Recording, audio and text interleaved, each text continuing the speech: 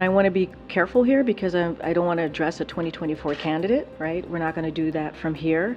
But what I will say more broadly, which I think is important, because I think if you look at the last 2-3 years since 2020, since this pandemic hit, there are countless Americans, American families who are seeing an empty seat at the Thanksgiving table, right? For the past, who knows, couple of years, past year, couple of years, because of what the pandemic has done to this to families across this country, because of the suffering of COVID, and that is something that we have to acknowledge, and that is something that is important that we speak to, because if anything, all of us probably have that same, sadly, that same thing in common, that we have lost someone that we loved because of this pandemic.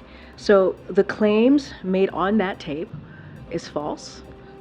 It is vile, and they put our fellow Americans in danger. If you think about the racist and anti-Semitic conspiracy theories that come out of saying those types of things, it's an attack on our fellow citizens, our fellow Americans, and so it is important that we essentially speak out when we hear those claims made more broadly.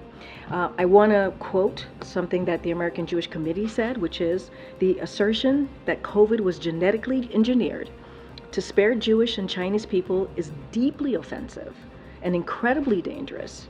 Every aspect of these comments reflects some of the most abhorrent anti-Semitic conspiracy theories throughout history and contributes to today's dangerous rise of anti-Semitism. And so this is something that this president and this whole administration is going to stand against when we hear that type of those false claims against Asian Americans, against Jewish Americans. We're going to continue to speak out, and we believe, and this is something that we just heard, it's important to protect the dignity of our fellow Americans. It's important to respect our fellow Americans, and so it is, as you can understand, the core principle of our country. The bottom line is it's unconscionable. U.S. Secretary of State Antony Blinken blasted Russia's decision on Monday to halt participation in the year-old deal that lets Ukraine export grain through the Black Sea, calling for the pact to be restored as quickly as possible. So the result of Russia's action today, weaponizing food, using it as a tool, as a weapon in its war against Ukraine, will be to make food harder to come by in places that desperately need it. This should be restored as quickly as possible.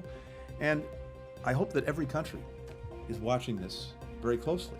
The move by Moscow came just hours after it said a, quote, terrorist attack struck a strategic bridge linking the Russian mainland to Russian-occupied Crimea. But Russian officials denied that prompted them to quit the grain deal.